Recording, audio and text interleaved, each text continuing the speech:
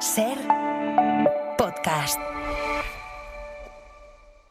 Hola, soy Bruno Alemán y esto es Play Fútbol, el podcast de fútbol internacional en el que te hablamos del juego. Vuelve el fútbol de selecciones, se acerca el Mundial, ya vamos calentando motores y conocemos a los primeros clasificados. Ya se conoce también, de hecho, el balón para Estados Unidos, Canadá y México 2026. Así que nos apetece hoy hacer un episodio un poco a pachas. Vamos a hablar mucho del fútbol de clubes, claro, como siempre. Vamos a hablar y analizar los problemas del Liverpool, de la figura de Moisés Caicedo, que se está saliendo con el Chelsea, jugadores como Luis Díaz, Donnarumma, Soulé, que se han salido este fin de semana, pero también dedicarle tiempo a las selecciones.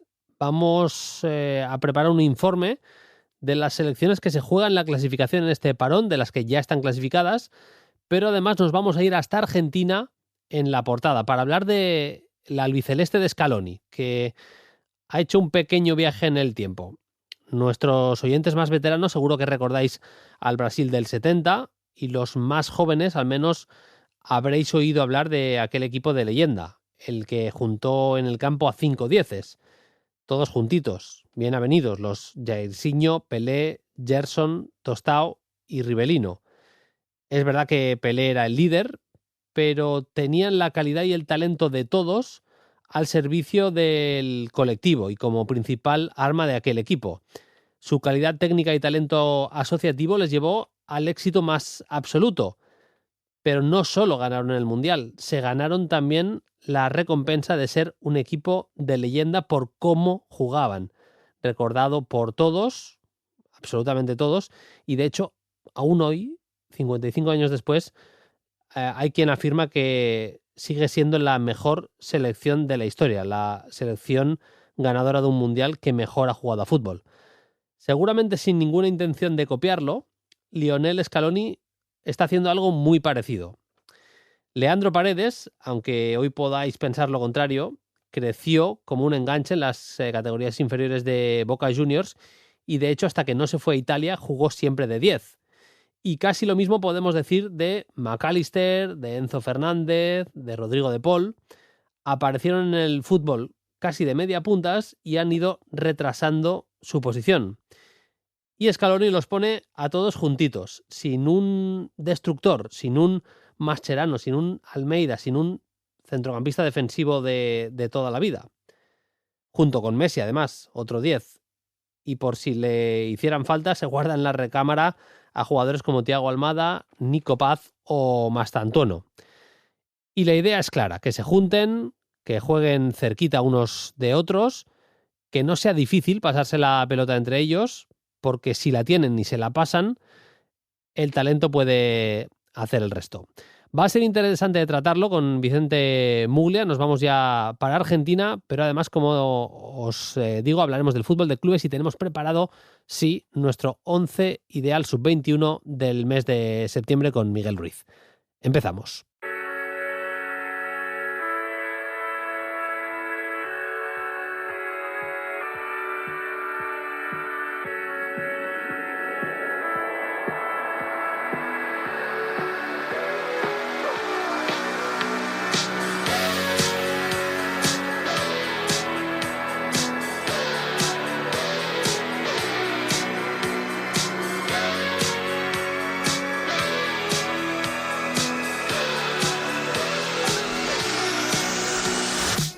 Vamos allá, nuevo episodio de Play Fútbol, ya con el parón de selecciones. Enseguida os contamos también lo más destacado, las selecciones que ya están clasificadas para el Mundial, las que vamos a ver clasificarse seguramente en estos próximos días, y ya nos hemos querido sumergir en el fútbol de selecciones con el tema de la portada de esta semana, que como habéis escuchado, ese centro del campo de dieces, de enganches de la selección argentina, un poco parecido a lo que fuera la Brasil de los 70.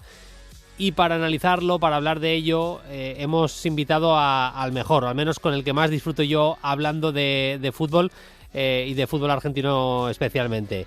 Vicente Muglia, compañero de Olé, profesor también de táctica, un libro abierto, y un placer como siempre tenerte en Play Fútbol. Hola Vicente, ¿cómo estás? Muy buenas.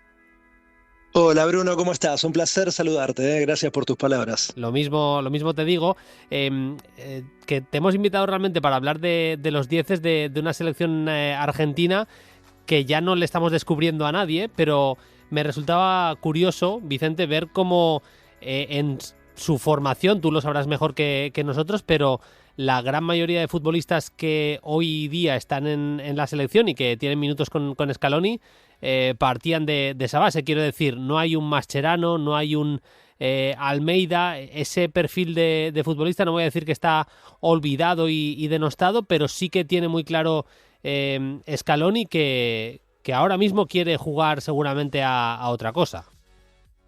Sí, la realidad es que ha existido un cambio paradigmático en la selección argentina en los últimos años. Recordamos la época de Simeone en la mitad de la cancha, de Almeida, de Mascherano y Biglia en el Mundial de Rusia 2018.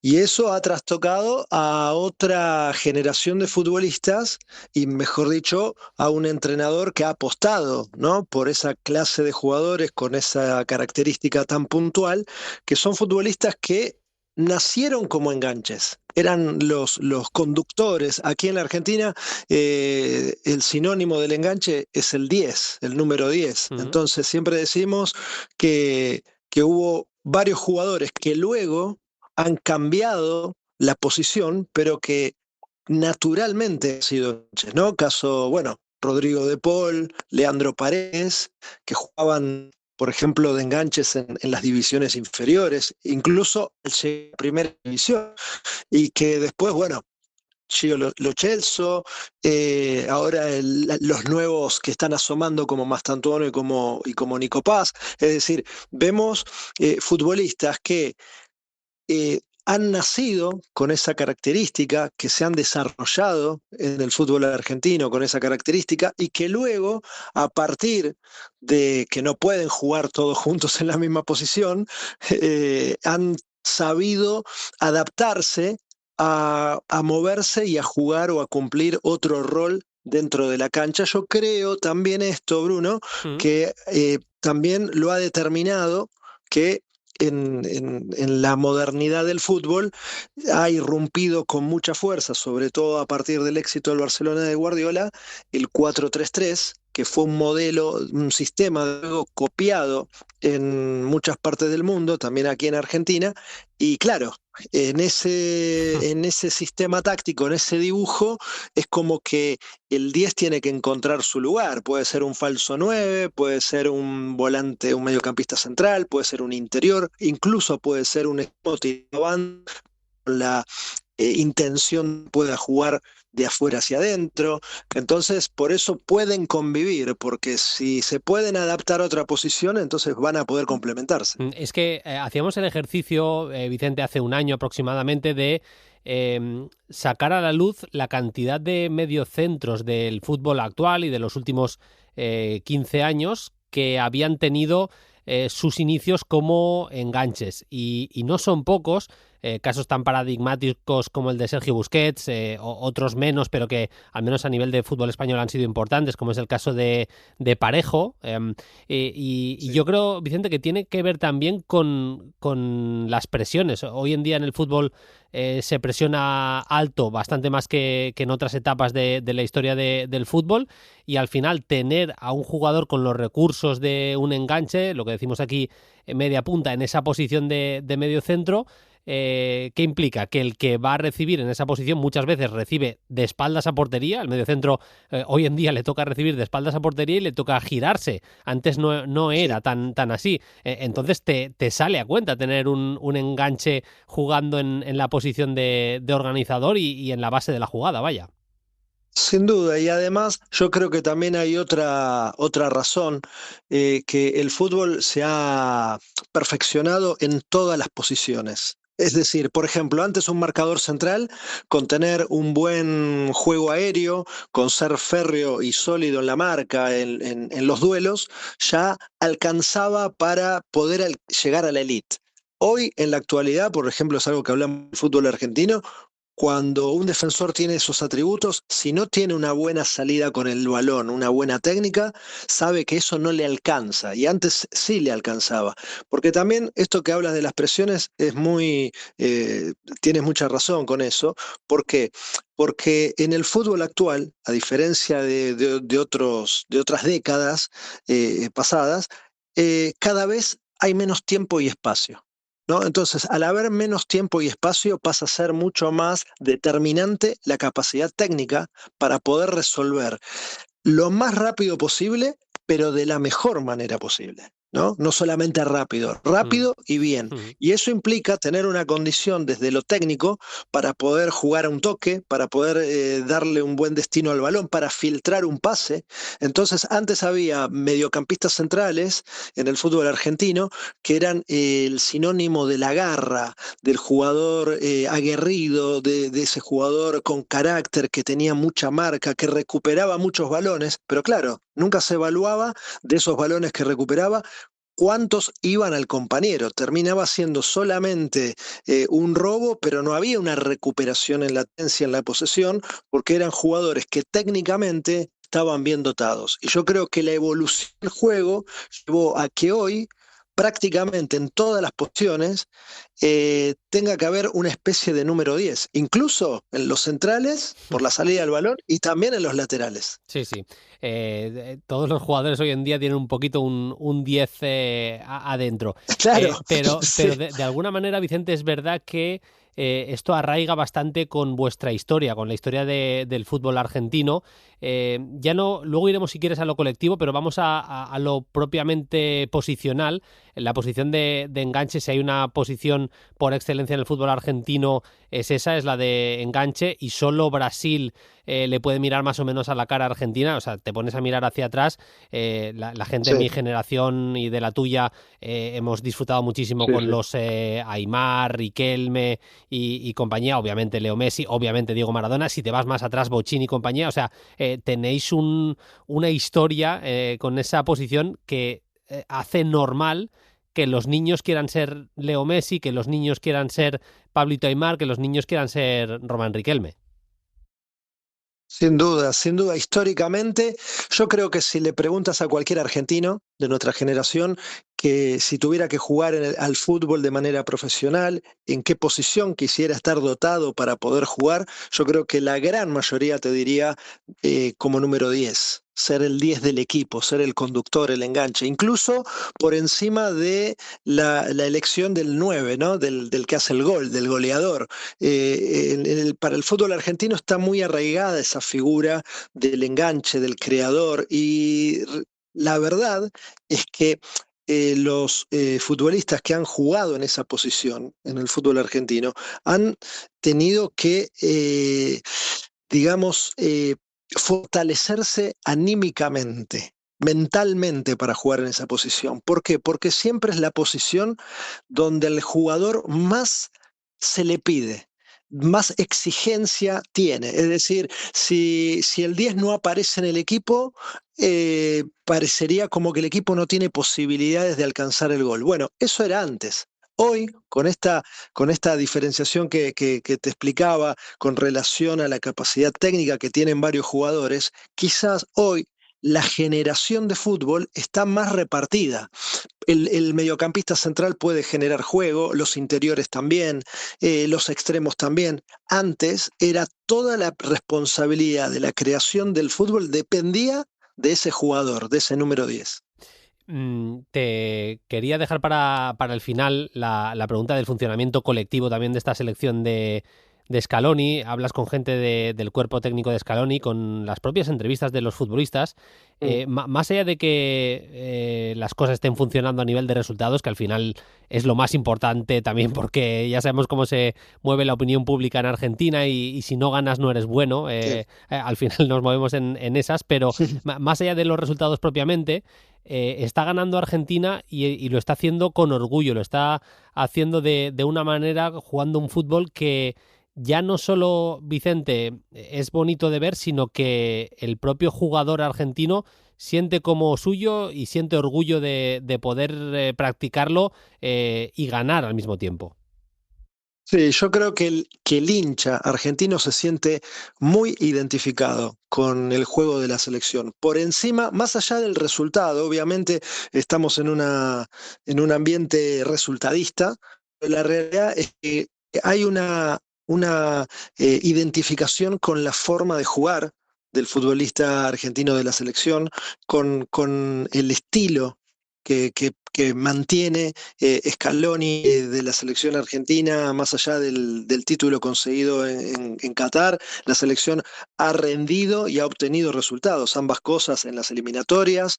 Llega al Mundial, si bien todavía falta, con esa expectativa de repetir el título, de sentir que está en condiciones de ser un equipo competitivo y que pueda defender la corona lograda en Qatar, y que tiene que ver con ese estilo de juego, con ese toque asociado, con esa buena circulación del balón, con ese cambio de ritmo cuando es necesario, y además con jugadores en una mitad de la cancha que hacen muy fuerte al equipo, donde todos pueden jugar de todo, es decir, tanto De Paul, Enzo Fernández, Paredes y McAllister son cuatro futbolistas que en distintos roles y funciones dentro de la mitad de la cancha pueden cumplir perfectamente lo que les pide Scaloni, porque conocen la idea, conocen el estilo, se conocen como compañeros. Entonces todo ese conocimiento trasladado a la cancha hace que hoy la selección esté pasando por un muy buen momento.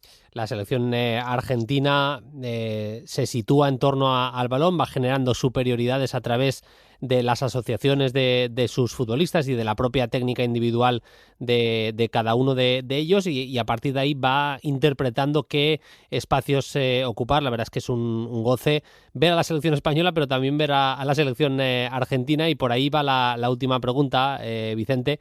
Hay ganas, hay una finalísima que Mm. realmente tengo ganas. En teoría se va a jugar, vamos a ver si se puede y hay fechas y todo cuadra.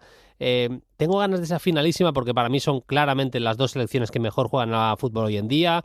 Luego el Mundial lo puede ganar otra Sí. selección porque hay selecciones capacitadas totalmente: Francia, Portugal, vamos a ver la Brasil de Ancelotti, vamos a ver muchas cosas, queda mucho para el Mundial, pero son las dos selecciones que mejor juegan, Vicente, hoy en día Sí, al fútbol. coincido. Hay ganas de verlas, pero al mismo tiempo te digo que me gustaría más verlas en el Mundial, verlas enfrentarse, ya no te digo en una final, pero si pudiera ser en alguna ronda ya avanzada sería un goce tremendo, vaya. Sin duda, a mí la verdad como periodista primero y segundo también como espectador, sería muy bonito poder ver un enfrentamiento entre esta selección argentina y esta selección española. Para mí, como vos decías, las dos mejores del mundo en la actualidad, sin ningún lugar a dudas, y creo yo que con diferencia con respecto al resto. Pero creo que tanto a los cuerpos técnicos de ambas selecciones no ven con mucho agrado enfrentarse con tan poco tiempo Sí, sí. previo al inicio del Mundial, pero sin duda sería como para mí el choque de dos pesos pesados en la próxima Copa del Mundo. Ojalá que pueda darse por el bien del fútbol, por el bien de los espectadores, de poder ver un espectáculo tan esperado como que se enfrenten. Uno siempre quiere que se enfrenten las mejores selecciones, ¿no? Y que puedan enfrentarse, yo creo que sería un duelo de altísimo nivel, y también con esas especulaciones que giran en torno a quién puede, digamos, prevalecer desde lo táctico, desde lo posicional, ver cómo la selección argentina trata de neutralizar ese pase de profundidad para que Lamine pueda jugar mano a mano de afuera hacia adentro con el lateral arrastrándolo. Teniendo presente al central, cómo Argentina defiende a un falso 9, si eso es Yarzábal o no. Eh, bueno, y así muchas preguntas. ¿Cómo ataca Argentina la espalda de Rodri o del mediocampista central? Mm. Es decir, sería muy interesante, sobre todo desde el lado del análisis, ver enfrentadas estas dos selecciones. La verdad que sí, teníamos ganas de hablar de esta Argentina de los enganches con Vicente Muglia, periodista del diario Lea, analista táctico, y al que, como siempre, es un placer escuchar aquí en Play Fútbol. Vicente, gracias por pasarte por Play Fútbol. Seguiremos disfrutando de la selección argentina en la distancia. Un abrazo y hasta la próxima. No, por favor, el gusto es mío, como siempre, Bruno, y a disposición para hablar del juego como siempre que nos apasiona tanto. Abrazo grande. Y le hemos pedido a Marcos Gómez Díaz que nos haga un informe para que no os lo perdáis, para que vayáis calentando motores, calentando y activando esas ganas de mundial. ¿Qué selecciones están ya clasificadas y qué selecciones en cada una de las confederaciones tienen opciones de meterse en esta parada por selecciones en el mundial? Las que ya están con billete y las que esperan o pueden sacárselo en este parón FIFA. Muy buenas, Bruno. Pues de cara a este próximo Mundial ya hay 18 selecciones clasificadas, pero todavía quedan muchas más para meterse, ya que en este Mundial hay hasta 48 países. En primer lugar, pues tenemos a Estados Unidos, Canadá y México, que son países anfitriones. Por otro lado están Japón, Nueva Zelanda, Irán, que está teniendo problemas de entradas con Estados Unidos. Las relaciones están tensas, aunque yo creo que se solucionará. Por otro lado están Australia, Corea del Sur, Uzbekistán, Jordania, Argentina, Brasil, Ecuador, Uruguay, Colombia, Paraguay, Marruecos y Túnez. Estas son las 18 selecciones clasificadas. Luego, pasando a las que faltan por clasificar, pues los equipos con mayores opciones de clasificarse en octubre de Europa. Está en primer lugar pues España, que si gana los 2 partidos de octubre contra Georgia y Bulgaria, podría clasificarse directamente siempre que Turquía no gane en esos encuentros claves. Por otro lado, Portugal, que también podría asegurar su plaza, si vende a Irlanda y Hungría, combinando otros resultados de su grupo. Inglaterra también tiene una oportunidad real, ya que si gana en Letonia el 14 de octubre y Serbia no gana sus partidos, Inglaterra pues podría asegurar su clasificación. Por otro lado, también está Francia, que con 2 victorias en sus partidos de octubre, que son contra Azerbaiyán e Islandia, y dependiendo de lo que haga Ucrania, que podría también asegurarse. Luego, mirando ya la CONCACAF, se disputarán las jornadas 3 y 4 de la tercera jornada, de un total de 6. Debido a lo ajustado que están los grupos, ninguna selección podrá asegurar su clasificación matemática en esta ventana. Así que solo sabemos que están clasificados Estados Unidos, México y Canadá de esta confederación. Y luego, por otro lado, también está la clasificación africana, que llegará a su fin en esta ventana de octubre con la disputa de las jornadas 9 y 10. Los líderes de los 9 grupos, que aún no han asegurado su plaza, tienen en sus manos pues la posibilidad de hacerlo. Las selecciones que podrían clasificarse son Egipto, que es líder con 20 puntos y debería ganar a Djibouti, y ya depender de lo que haga también Burkina Faso en sus partidos, aunque también Egipto debería optar a ganar su segundo partido, ya que si no se podría complicar la cosa. También está Senegal, que podría clasificarse si República del Congo pierde sus partidos y ellos ganan. Esto lo veo poco probable de momento. Y luego está también Sudáfrica en el grupo C, que si gana su primer partido contra Zimbabue y Benin no gana a Ruanda, pues Sudáfrica quedaría clasificada. También podría necesitar un empate dependiendo de otros resultados, eso ya se verá. Luego está Cabo Verde, que depende de sí mismo y tiene que ganar pues sus 2 partidos, al igual que Costa de Marfil, que también tiene que ganar los 2 para así depender de sí mismos y no meterse en un problema. Luego también, por último, está Argelia, que necesita una victoria para asegurar el liderato del grupo G. Su primer partido es contra Somalia, aunque de momento lo que es seguro de los que van al Mundial de esta confederación africana son Marruecos y Túnez. Y luego ya por último tenemos la Confederación de Asia, en la que podrían clasificarse Qatar y Arabia Saudí si ganan sus 2 partidos, y también depende de lo que hagan el resto de selecciones y que las propias mencionadas Qatar y Arabia Saudí pues no pinchen en sus 2 partidos. Tramo ya para el fútbol de clubes. Saludo a mi compañero, mi amigo Paquillo Mariscal. Nos vamos hasta Jaén. Hola Paquillo, ¿qué tal? Muy buenas. Hola Bruno, ¿qué tal todo? Pues muy bien, hemos empezado el programa en Argentina, llamando a Vicente Muglia, ni mucho menos empeora la cosa porque Jaén tiene cosas buenísimas también, pero vamos en este viaje vamos a parar en Inglaterra, Paquillo, porque hay que hablar bastante del Liverpool. Le echaremos un ojo también a lo que le está dando Luis Díaz al Bayern de Múnich en este arranque de temporada, y bueno, iremos también hasta Italia a hablar un poquito de Matías Soler. Quiero hacer también un apuntito del Manchester City antes de acabar la sección. Paquillo, empezamos con el Liverpool, que cayó ante el Chelsea, Chelsea 2, Liverpool 1.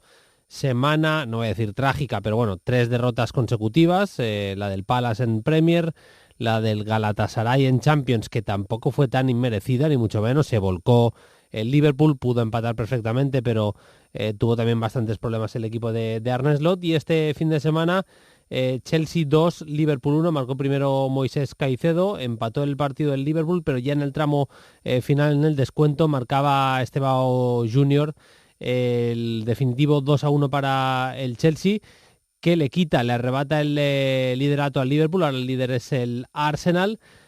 Un Liverpool en el que lo primero que hay que decir, Paquillo, cada uno por sus razones, por sus motivos, pero los fichajes que yo sigo manteniendo que son fichajazos, o sea, lo firmaría en el mes de junio anterior. Creo que se refuerza con lo que se tiene que reforzar básicamente este equipo. Haría algún retoque más quizá, pero me parece que son muy buenos fichajes, pero por lo que sea no están aportando, no le están dando prácticamente nada de momento al equipo. Sí, yo también no voy a ser ventajista ahora porque me parecen auténticos fichajazos. Lo que sí que es cierto que estamos a principios de octubre y desde luego todavía Slot no ha conseguido encajar todas las piezas. Eso es una evidencia, más allá de momentos de forma o rendimiento, por ejemplo, de Florian Wirtz. Hay que decir que volvió a las bases quizás después de las 2 derrotas Slot con Gravenberch, McAllister, Szoboszlai.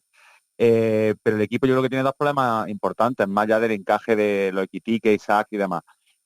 Uno es que le está faltando finura en el gesto final, a los Salah, Gakpo, etcétera, esa fortuna o ese buen tino que tenían en la temporada pasada, sobre todo, no lo están teniendo.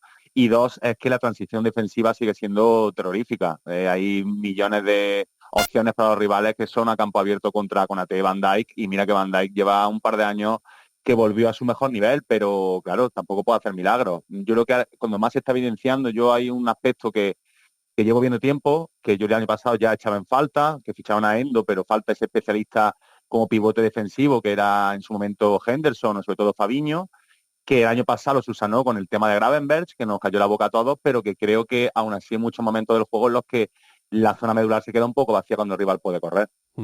Dentro de todo, es verdad que Wirtz no ha roto a jugar. Vamos a ver el encaje de Isaac cuando esté mejor físicamente, porque realmente no ha hecho pretemporada.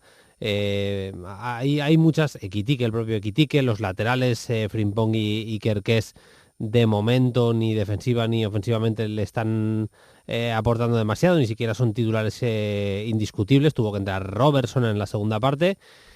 A mí me gustó cómo entró Florian Wirtz. Creo que en la segunda parte le dio creatividad al juego. De hecho, casi el primer balón que toca es un toque de espuela fantástico para Mohamed Salah, que falla el remate, prueba con la derecha y falla el remate. Hubiera sido el 1-1. Un poco documentándome para hablar un poquito del Liverpool, vi, Paquillo, que Salah es el jugador que menos tocó el balón de los que jugaron los 90 minutos, 35 veces solo, que no ganó un solo duelo y no completó ningún regate en el partido contra el Chelsea. Nos podemos parar también en los fichajes, pero comparando al Mohamed Salah de la 24-25 con el de la 25-26, como se dice vulgarmente y sin faltar el respeto a nadie, pero parece su primo. Sí, no, totalmente. No solamente los fichajes, fíjate que el Liverpool ha ganado muchísimos partidos in extremis, en zona Cesarini, los 2 minutos de descuento. Eso también tiene que ver porque Salah no está fino. En la temporada pasada, la anterior, desde que llegó al Liverpool, Salah decidía los partidos cuando el juego, el colectivo no funcionaba, porque era capaz, incluso con datos como los que tú acabas de dar, interviniendo poco en el juego, pero cuando intervenía, pues sí completaba ese regate o tenía ese último remate que era imposible para el portero. Pero sí que es cierto que creo que cambiarle todo el ecosistema, que creo que esto tiene mucho que ver, tener a Wirtz, Ekitike, Isaac, un lateral como Frimpong detrás de él, ha cambiado mucho particularmente el juego individual del propio Salah. Yo creo que tenía muchas cosas malas a nivel defensivo Alexander-Arnold, pero era un jugador que se entendía muy bien con Salah y eso también está influyendo negativamente al egipcio. Totalmente. Una de las cosas que tiene que mejorar, que tiene que cambiar el Liverpool, el momento de forma de Mohamed Salah. Tiene ya una edad y evidentemente a estas edades hacer 50 partidos de cada temporada a buen nivel es prácticamente imposible. Luego los equipos, para que encajen todas las piezas, a veces una sola pieza es fundamental. Y yo creo que el Liverpool ha perdido bastante con la salida de Luis Díaz, ya no solo por su nivel individual, sino por cosas que le daba al colectivo, a nivel de desmarque, a nivel de agresividad también en la presión post pérdida, ese tipo de situaciones que aportaba el colombiano y que ahora ya no las tiene el Liverpool, y sí que las tiene el Bayern de Múnich, que te reconozco, Paquillo, que para mí es el equipo más en forma de Europa ahora mismo. O sea, yo hago una fotografía de lo que he visto en Champions y en cada una de las ligas. Es verdad que la Bundesliga no tiene el nivel ni de la Liga Española ni de la Premier League, las cosas como son, pero al mismo tiempo te digo que me parece que el nivel es ese. O sea, igual te puedo decir que el Arsenal por su solidez defensiva es más sólido atrás que el Bayern, pero me parece que ni por asomo tiene la delantera que tiene el Bayern de Múnich. Y entre otras cosas está protagonizado eso por un enormísimo Harry Kane, por un enormísimo Michael Olise, pero también por un Luis Díaz que ha entrado, ha caído de pie y ha aterrizado de la mejor manera posible en Múnich.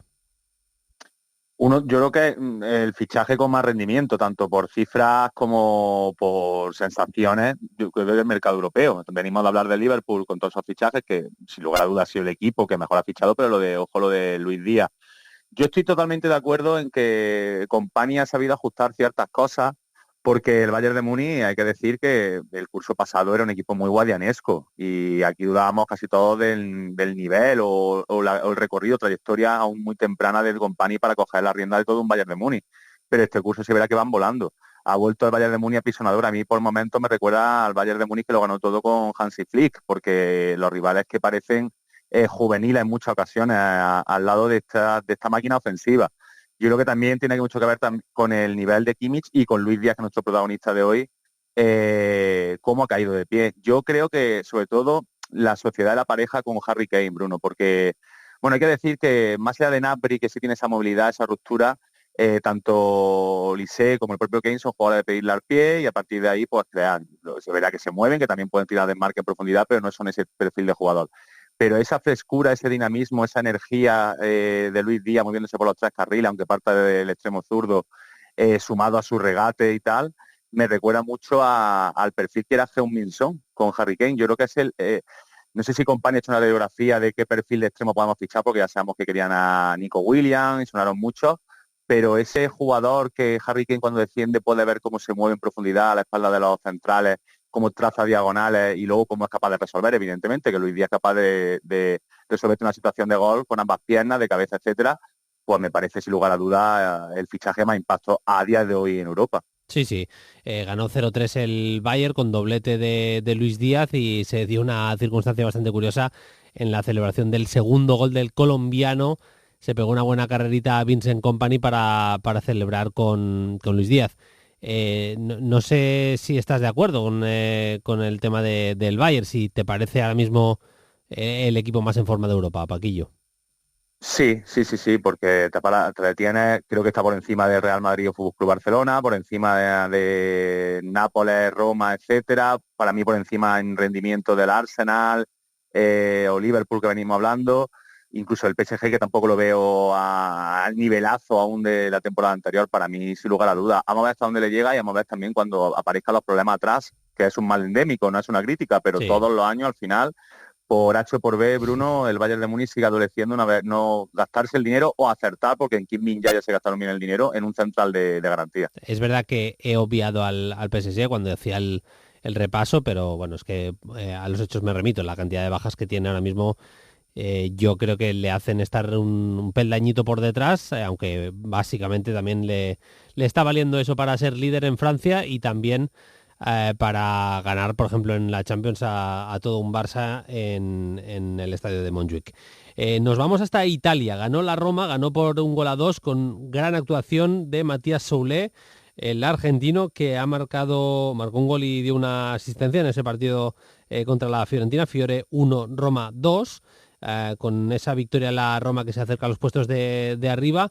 Y protagonista el argentino, que lo estaba mirando Paquillo, me sorprende que es verdad que hay mucha competencia, pero no ha tenido todavía una oportunidad con Scaloni, no ha debutado en la absoluta de Argentina. Hay que decir que está caro, que pues ahí juegan los Messi, Nico Paz, Mastantuono, si se quiere también Thiago Almada y compañía, lo repasábamos antes, pero vamos, que está sin debutar un Matías Soulé que este sí parece que puede ser su año, porque Gasperini confía en él incluso por encima de Dybala, y por ejemplo en el partido de ayer en el Artemio Franchi fue absolutamente decisivo. Sí, le ha venido muy bien la llegada de Gasperini porque, bueno, ya tuvo minutos la temporada pasada, ya su sucesión hace 2 temporadas en el Frosinone fue espectacular por parte de la Juve hasta que lo fichó la Roma. Un jugador que está creciendo mucho. Gasperini sabe sacar lo mejor de este perfil de futbolista, como ya hizo en su día con Ilicic, con el Papu Gómez, etcétera. Este media punta que puede jugar también por fuera, y en el 3-4-2-1 está funcionando muy bien, sobre todo por lo que tú comentas, la jerarquía y la confianza que le ha dado el técnico. Por delante de Dybala, Pellegrini, también ha jugado por ahí por dentro el Sarawi, por ejemplo, pero es un futbolista que ha hecho muy buenas cifras estas últimas temporadas, sobre todo teniendo en cuenta el contexto de minutos que ha tenido, pero que también está creciendo en cuanto a nivel de juego, no solamente de jugada. Es un futbolista que tiene una creatividad brutal, que tiene muy buena relación con último pase y con gol, pero que yo lo veo cada día más, teniendo en cuenta que detrás lo que tiene es Cristante y Manu Koné, que son 2 futbolistas que no son creativos, como siempre Gasperini. En su momento Gagliardini, que sí, por ejemplo, de Rum, él busca que sus mediapuntas son los que defiendan y van en juego. En una Roma... creo que de mínimos, creo que no está siendo la Roma que esperábamos de Gasperini, pues está funcionando francamente bien Soulé. Y con respecto al albiceleste, Bruno, llevamos todo el mundo con la etiqueta de buscar el nuevo Messi, ¿no? No el nuevo Messi en cuanto a nivel, sino quién podría ser el relevo de la selección argentina. Pues sí sorprende mucho, porque yo creo que ahora mismo Soulé, no digo que sea mejor jugador, pero junto con Nico Paz son los 2 que mejor están a nivel para jugar en esa media punta si Messi tiene que descansar. Sí, tiene 22 años, es verdad. También es cierto que Julián Álvarez puede hacer de segundo delantero y que Lautaro fije más. No es fácil entrar hoy en día en la selección argentina, pero todavía no lo ha hecho Soulé. Le está dando prioridad Gasperini, que me parece muy importante, por encima de Dybala, porque es un jugador hoy en día más fiable. Bueno, es un futbolista... creo que va a seguir creciendo con Gasperini, además, sobre todo sin balón. Me parece que va a dar ese paso al frente, y una Roma, como decíamos, que está funcionando bastante bien esta temporada, a pesar también del mal resultado en Europa en el encuentro ante el Lille. Ganó el Manchester City, hago un apunte muy rápido y enseguida cambiamos de tercio, con un buen Donnarumma, que en la segunda parte, en el tramo final, hizo alguna parada y sobre todo lideró a la defensa. Fue ese grito de liderazgo que yo al menos no he visto en tantos años en Ederson en la portería del City, eso por una parte. Y no sé si lo compartes, Paquillo, pero me parece que el Manchester City ha dado un paso atrás en cuanto a juego, táctica, estrategia incluso si se quiere, pero 2 pasos al frente en cuanto a humildad, en cuanto a no creerse por encima del resto. A mí, ¿cómo celebra el equipo la victoria contra el Brentford, sabiendo que habían sufrido en la segunda parte, que se le descontrola el partido, que con la salida de Rodri el encuentro es mucho menos controlado de lo que seguramente a Guardiola le gustaría, pero ver cómo celebran una victoria 0-1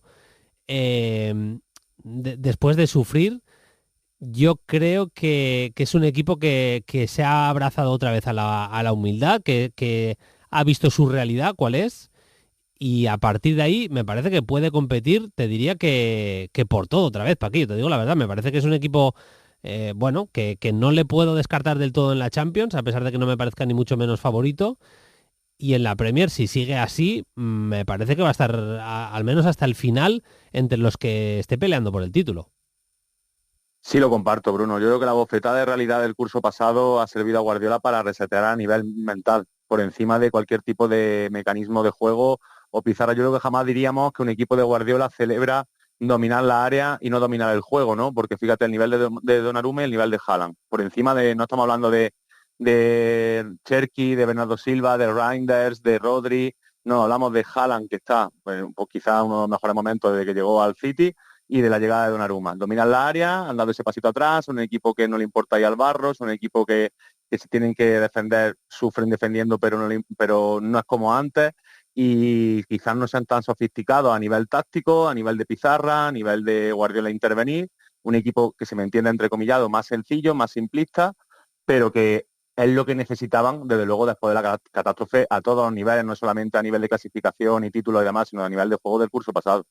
Totalmente, el equipo generó más que el Brentford, sobre todo porque la primera parte fue de dominio clarísimo, pero en la segunda, con ese juego directo de las abejas, de las bees, pues se le complicó la historia, pero sumó los 3 puntos y ahora mismo está a 3 del líder, como ha habido cambio en Inglaterra y el líder es el Arsenal. El Manchester City es verdad que está fuera de las plazas Champions, está quinto, pero ya a 3 puntos del Arsenal, que es el líder. Paquillo, hago rápidamente el 11 ideal sub-21 del mes de septiembre con Miguel Ruiz y enseguida cerramos con las preguntas de los oyentes, ¿de acuerdo? Lo bueno se hace esperar. En condiciones normales hubiera sido la semana pasada, cuando hubiéramos hecho el 11 sub-21 ideal del mes de septiembre, pero como coincidía con Semana Champions, para hacerlo con algo más de calma y bien hecho, le hemos dado una semanita más para pensárselo a Miguel Ruiz y ha hecho un 11 que ya os digo yo que es súper top. Hola Miguel, ¿qué tal? Muy buenas. Muy buenas, Bruno. Yo creo que hemos formado un 11 muy top y con nombres que yo creo que a la gente le van a gustar mucho. Seguro que es así. Además, haciendo un poquito de todo, ¿eh? Has tirado ahí de todos lados un poco, ¿eh? Sí, me lo estoy currando. Quiero que la gente descubra nombres en muy diversas categorías incluso y la sensación de que podamos movernos un poco en toda Europa, y eso yo creo que va a ser interesante para la gente. Diferentes ligas, diferentes edades, porque hay gente muy joven, hay gente un poquito más ya, un poco más hecha, por decirlo así. Hay de todo un poco, empezando por la portería, Miguel. Te reconozco que me has llevado a un lugar que con los porteros es complicado, porque es raro que porteros sub-21 estén súper establecidos, pero has encontrado uno muy bueno, ¿eh? Sí, calibrando un poquito los datos y sobre todo el rendimiento de este último mes, me han llevado los mismos datos a observar a un portero durante este mes de septiembre que me ha llamado mucho la atención. Dennis Seimen es un portero alemán, jugador de 1,92 m, formado en la cantera del Stuttgart. De hecho, él ahora mismo juega en el Paderborn, en segunda división alemana, pero cedido por el Stuttgart. Por lo tanto, es un portero con muchas garantías, un portero que es una de las grandes promesas probablemente del fútbol germano. Debutó ya profesionalmente y ciertamente yo creo que está haciendo una gran temporada en el Paderborn, uno de los equipos que, bueno, hemos llegado a ver en Bundesliga, un equipo que ahora mismo está luchando en la zona alta de la segunda división alemana y que creo que ha sido uno de los grandes porteros del mes de septiembre. Totalmente de acuerdo. Nos vamos hasta el lateral derecho, en este caso nos vamos hasta a Portugal, pero para rescatar un futbolista español. Exactamente, un futbolista español que además ha sido citado con la sub-21, por lo tanto no solo sabemos que ha sido un gran lateral derecho, sino que lo refrenda David Gordo con esa convocatoria. Iván Fresneda, futbolista del Sporting Club de Portugal, pasado y obviamente formado en el Real Valladolid, un jugador que llamaba mucho la atención y que ya con 21 años está empezando a consolidarse en madurez. Creo que ha hecho un año bastante de vaivén. Es verdad que la temporada pasada no fue muy buena, pero sí que ha hecho un mes de septiembre como para tenerle muy en cuenta, no solo en el fútbol portugués, sino también a nivel internacional. Lateral derecho de mucho recorrido, muy solvente, sobre todo a nivel defensivo, pero que empieza a proyectarse con muchísima más calidad. Le recordamos un marcaje a Vini cuando todavía estaba en España, muy famoso, muy importante, cuando Vini se iba de todo el mundo como quería. Él hizo un marcaje ahí potente. Yo remarcaría sobre todo que el año pasado, con los cambios de entrenador en el Sporting de Portugal, al principio sufrió un poquito, pero la segunda parte de Fresneda, la segunda parte de la temporada de Fresneda ya me parece muy buena, y creo que que ya ha cogido la línea ascendente y que sigue más o menos en ese camino. No lo tendrá fácil el Sporting Club de Portugal para revalidar el título, porque creo que están Sporting y Benfica, Benfica y Porto este año un poquito más fuertes que en temporadas anteriores, pero veremos qué es lo que ocurre. Seguimos con el central derecho. Sí, central derecho, yo he puesto a Antoine Mendy. Y la gente dirá, ¿quién es este tipo? ¿Y de qué lo conocen? Bueno, pues es un futbolista que a mí me está gustando mucho, sobre todo porque está jugando como central en perfil derecho en una línea de 3.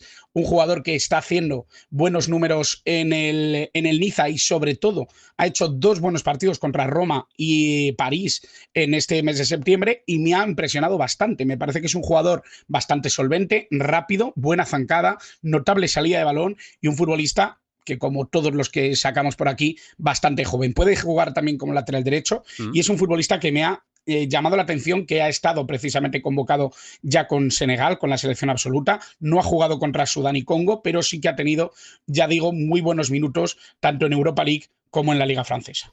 Seguimos con el central zurdo, Miguel. Este yo sé que a ti te gusta, Sí, te ha sí. gustado, te ha llamado la atención como a mí. Honest Ajanor, un futbolista que juega en la Atalanta, un jugador de 17 años, habéis oído bien, 17 añitos, un ganador de duelos nato, jugador muy impresionante, sobre todo por su físico, su comportamiento a nivel de juego. Es un futbolista muy rápido y potente, muy bien también en ese perfil de lateral cuando lo han utilizado, sobre todo en categorías inferiores, pero es un central que yo creo que tiene muy buenas garantías para ganar duelos, para anticiparse y para ser uno de los perfiles del fútbol italiano que más llamativos son a nivel de juventud. Además, con muchísima personalidad, con pelota, haciendo muchas de las cosas que Juric le pide también a los centrales. Está jugando de central por la izquierda, generalmente en esa línea de 3, pero yo creo que se puede adaptar a otras posiciones. En la Atalanta es muy normal ver a los centrales incorporarse al ataque y eso con la zancada que tiene él lo hace perfecto. A la hora de ir al corte también es un futbolista muy rápido. Evidentemente tiene que ganar experiencia, pecados de juventud, central de 17 años que no comete errores, que me lo enseñen a mí, que es complicado de ver. Y sí, realmente lo habíamos hablado por línea interna Miguel y yo, es un central que me encanta directamente. ¿Del Manchester United se puede rescatar alguna cosa? Alguna cosa se puede rescatar, Miguel, ¿a que sí? Se puede rescatar. A mí me está gustando mucho Patrick Dorgu. Yo creo que es de las pocas piezas que yo rescataría porque realmente, bueno, jugador joven, 20 años, un futbolista que yo creo que le puede dar mucho al Manchester United, pero en el contexto de equipo sin demasiada confianza, que no le están saliendo las cosas, yo creo que brilla un poquito más, ¿no? Yo creo que hay que coger esto con pinzas, pero sí que me parece que este jugador nacido en 2004 es un lateral zurdo con muchas prestaciones, que está haciendo buen papel en Premier League, que está demostrando que puede ser solvente en esa banda izquierda y que sobre todo le puede dar soluciones a este Manchester United. Me ha gustado su mes. Veremos si en el futuro sigue teniendo este papel, pero incluso está siendo importante también para la selección danesa. Por lo tanto, ojito, porque este futbolista y sobre todo en lo que le hemos visto en este último parón de septiembre, veremos si en octubre vuelve a tener presencia.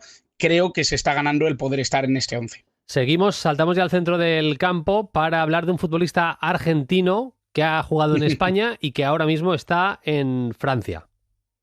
Lo que me gustaba a mí, Valentín Barco, Bruno, y lo que me gusta este futbolista, sobre todo en esa reconversión de ser un lateral zurdo a convertirse casi en un media punta, un extremo, ahora pasando precisamente a un Estrasburgo en el que yo creo que está brillando bastante como medio centro, a veces con mucha llegada, un futbolista con una estabilidad increíble. Ha sido uno de los jugadores sin duda del mes en la Liga Francesa y con el Estrasburgo está convenciendo, está siendo de nuevo ese jugador dominante. Ya lo fue el año pasado, pero creo que este comienzo de temporada está volviendo a llamar mucho la atención y sobre todo remarcar, ¿no?, esa calidad que tiene y esa polivalencia. Por lo tanto, era imposible no fijarse precisamente en los números y sobre todo en la capacidad que ha tenido Valentín Barco para hacerse con una posición en un club en el que ya sabemos que ese idilio, ¿no?, con el Chelsea le lleva muchas veces a tener jugadores de mucho nivel y yo creo que uno de ellos es Valentín Barco. Sí, muchas veces jugando en 4-4-2 y directamente él siendo uno de los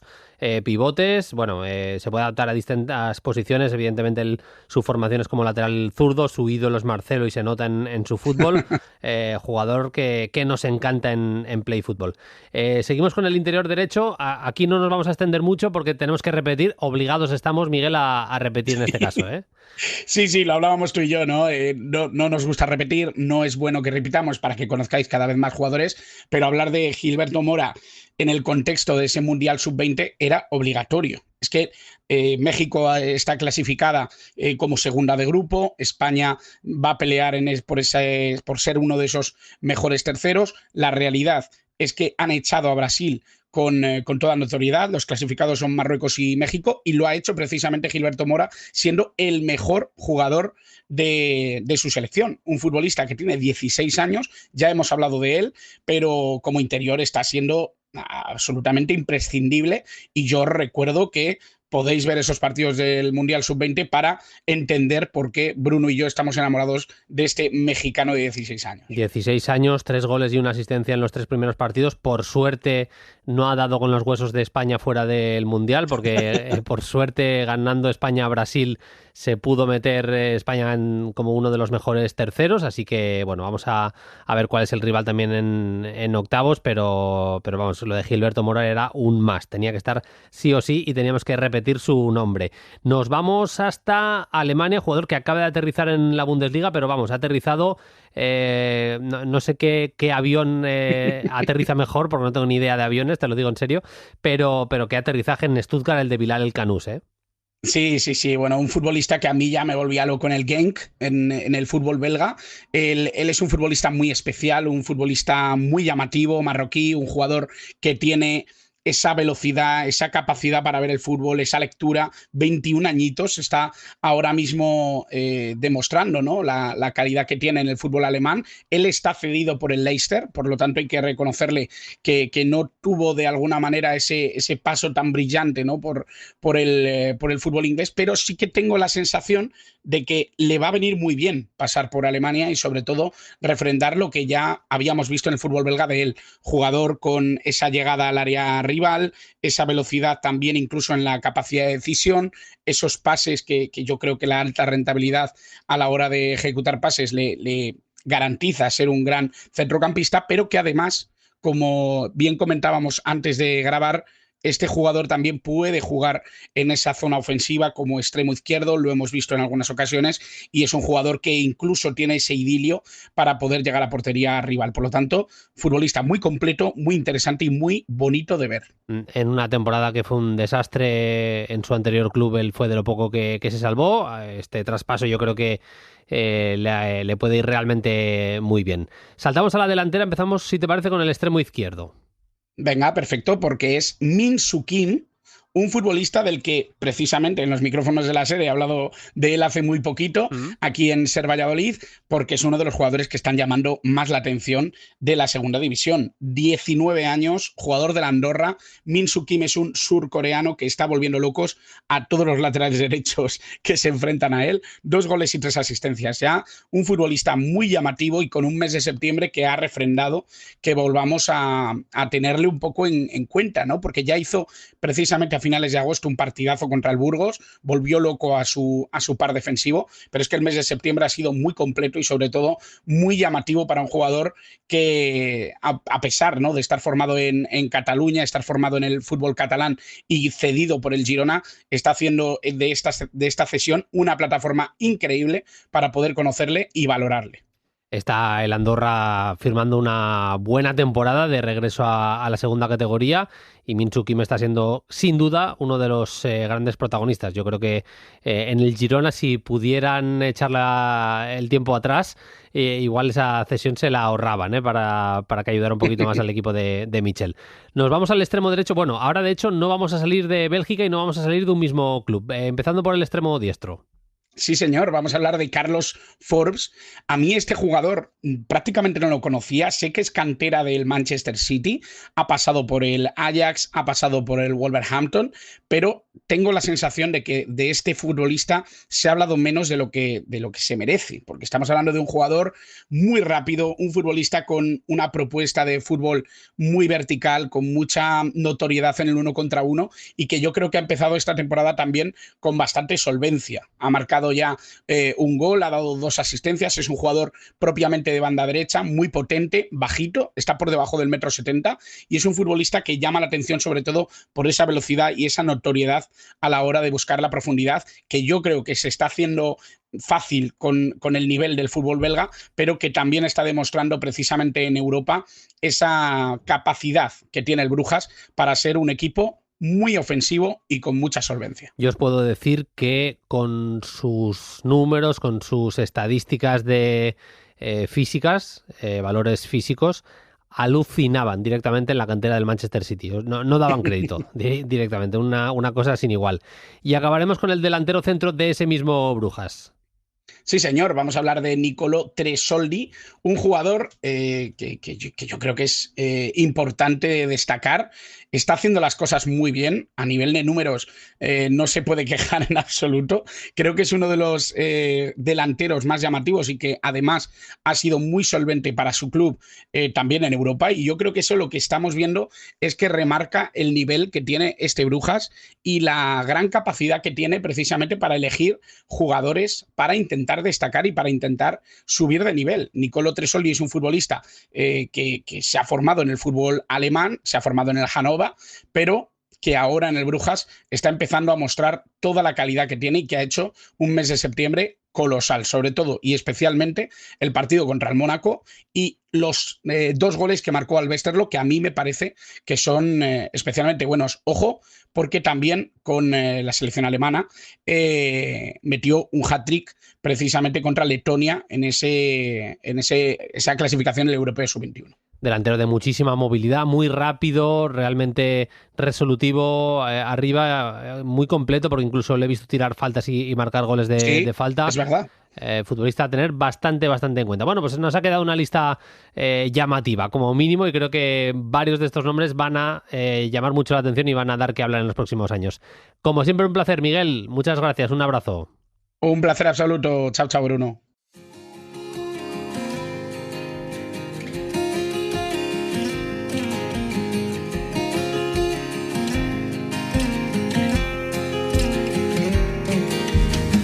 Como siempre, cerramos con las preguntas de los oyentes. Las podéis dejar, ya lo sabéis, en Twitter, en la red social X, o también es @playfutbol, para los que no nos sigáis mal hecho, y también en los comentarios de iVoox. ¿Sigues por aquí, Paquillo? Aquí estoy, Bruno. Buen nivel de preguntas esta semana, ya te aviso que alguna un poco friki, ya enseguida lo vas a ver que hay alguna que tiene su aquel en cuanto a friquismo, pero todas siempre bienvenidas, y a ver si nos da tiempo a hacerlas absolutamente todas.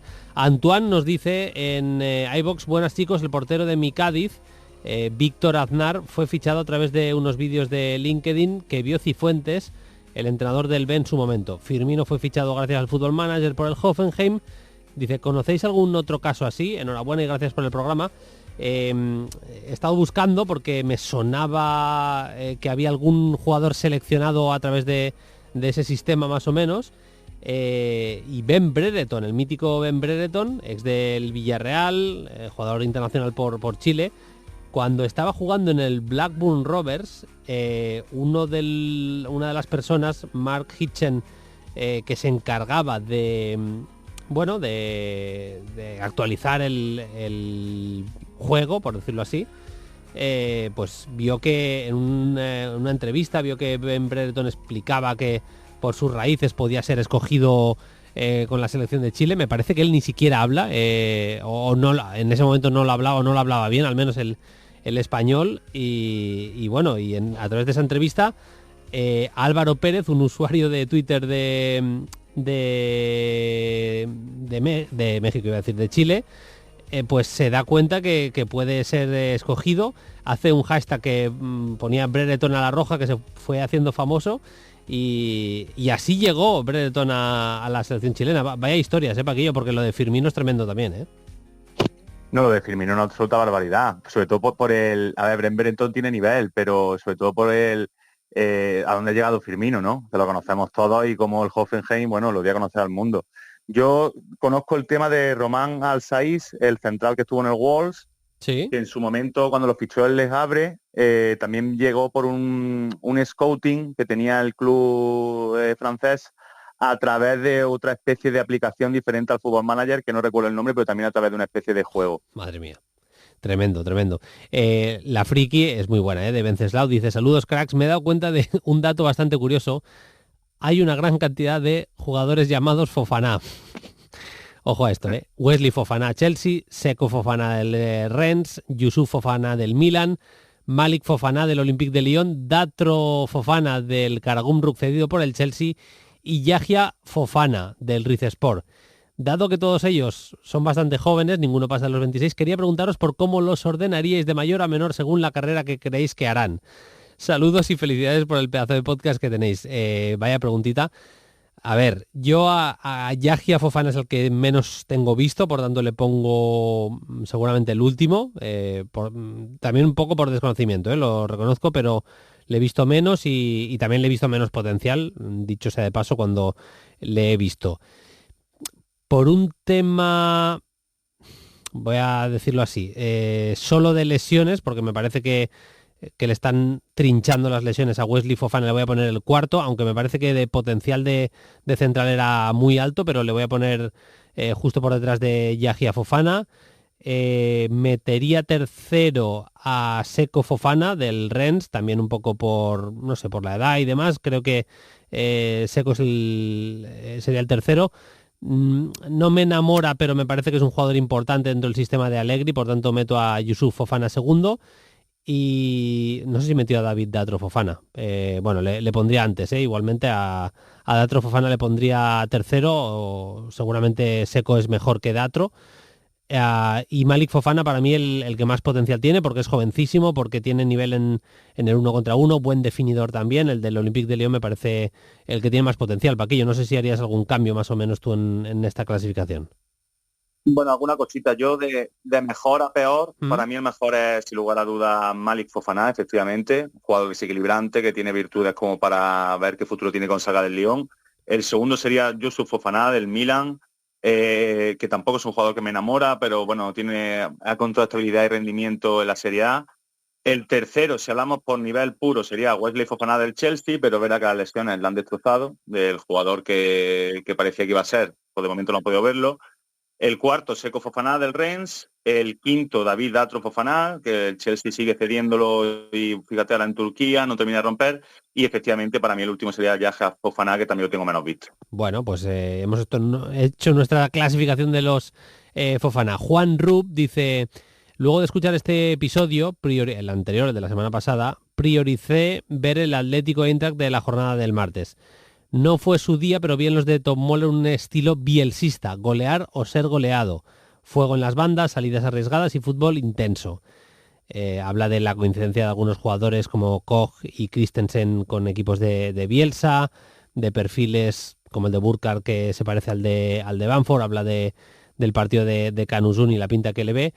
Y nos pregunta Paquillo si vemos esa similitud, si vemos en el equipo de Dino Tom Moller algo del bielsismo. Nos dice Juan, que nos escribe desde Buenos Aires, Argentina, chaval de tan solo 20 años oyendo el podcast, así me gusta que tengamos oyentes jóvenes. No sé si ves bielsismo en el Eintracht de Tom Moller. Alguna similitud hay, Paquillo. Yo creo que hay cosas que evidentemente les acercan, Sí, sobre todo la forma de atacar. Yo compro lo que dice de ser un equipo agresivo, saliendo por los costados muchas veces, bien con carrileros, bien cuando ha retocado en alguna ocasión y ha jugado con línea de 4 atrás, y los extremos. Yo sobre todo la forma de cómo juegan con balón. Sin balón sí que creo que es cierto que quizás también por por la irregularidad de los resultados, que no son tan agresivos, no tienen esa intensidad, probablemente la presión, esas marcas individuales, ese rock and roll de 90 minutos que tiene el equipo de Bielsa. A mí particularmente creo que ahí todavía no, pero no sé si es porque Tom Moller a lo mejor querría implantarlo, pero no tiene quizás las piezas adecuadas para ello, o quizás muchas veces tiene también que dar ese pasito atrás y esperar que hace el rival, porque el equipo no está funcionando como temporadas anteriores. Po nos dice también en iVoox: hola Bruno, tenía muchas ganas de que por fin hablarais del Rayo. El año pasado, desde el primer partido de Conference, hablasteis del Betis. Nunca es tarde para que nos presentéis un poco los partidos que le esperan. Salud. Tiene toda la razón, estábamos preparando una cosita de chula del Rayo en Conference, pero es verdad que no hablamos del Rayo la semana pasada y toca hacerlo, lo haremos en breve, porque además tienes toda la razón. Y me mola una que nos deja Pascual sobre Sergi Domínguez, pero nos queda tiempo solo para una. Miquel dice: buenas chavales, que ha podido llevar al Brighton a deshacerse en menos de un año de Enciso, Buenanote, Ferguson, Barco, Adingra, Lanti, O'Reilly, Sarmiento, un montón de jugadores jóvenes de buen nivel, a la mayoría de ellos sin darles siquiera demasiadas oportunidades, y mientras tanto siguen año tras año los Dunk, Milner, Welbeck y compañía. Yo creo, Paquillo, que es un poco la línea del Brighton. El Brighton lo que hace es trading durante toda su estadía en Premier en los últimos años. Compra y vende, si puede sacar rendimiento económico de los jugadores, no duda en vender y no tiene ningún problema para hacerlo. Y bueno, sí, además es un equipo que vende muy bien, Caicedo, McAllister, han pegado Cucurella, la pasta que le sacaron al Chelsea por Cucurella, han pegado buenos hachazos últimamente, y de alguna manera a mí me da la sensación que todo lo joven que fichan y las oportunidades que le dan a los chavales jóvenes lo tienen que compensar con que haya experiencia en el primer equipo, y por eso me cuadra que siga gente como Dan, Milner, Welbeck y compañía. Pero a mí no me sorprende tanto como a Mikel que sea un equipo tan vendedor, que muchas veces, incluso sin que sus jugadores sean titulares indiscutibles, los vende porque ven una oportunidad de mercado. Creo que es la línea un poco del club en los últimos años, ¿no? Sí, suscribo, firmo debajo, Bruno. Es que no hay otra historia. El club tiene muy claro cuál es su objetivo, no un equipo que, no sé, o sea, no estamos hablando de un equipo vendedor del Big Six que puede decir que se lo van desmantelando, quizá porque tengan otro tipo de problemas. No, ellos intentan buscar una red de scouting, talento joven, talento en otras ligas, lo forman, lo firman barato, le dan a conocer porque vienen quizás de ligas más desconocidas, y en Premier se dan a conocer. Encima mucho perfil de futbolista atacante, extremo, segundo punta, interior, de estos que suelen llenar los ojos, y luego sacan muchísimo dinero, como tú bien has dicho. A mí tampoco me sorprende en absoluto, y claro, evidentemente los Welbeck, Dunk, Milner y demás, pues para empezar habría que ver qué tipo de mercado pueden tener, porque podían, yo no sé, irse me lo invento, a un Sunderland recién ascendido, pero teniendo en cuenta el nivel económico que paga casi todo el mundo en Premier, pues evidentemente no creo yo que un Milner de turno vaya a salir de un Brighton para irse a un equipo así. Totalmente, así es. Paquillo, ¿tienes ganas del fútbol de selecciones? Este fin de que viene nos toca hablar de, pues eso, de los equipos que se clasifican, mirando hacia el Mundial 26, ¿eh? Sí, cada vez queda menos. Parece que la rueda va súper rápido, Bruno. Yo siempre tengo ganas de fútbol de selecciones. Tremendo. Habrá cositas interesantes seguro, y las analizaremos como siempre con Paquillo Mariscal. Gracias, Paquillo, hasta la semana que viene. Un abrazo. Un abrazo, Bruno. Chao, chao. Nosotros nos vamos, más Play Fútbol la semana que viene. Hasta entonces, sed felices, adiós. Para no perderte ningún episodio, síguenos en la aplicación o la web de la SER, Podium Podcast o tu plataforma de audio favorita.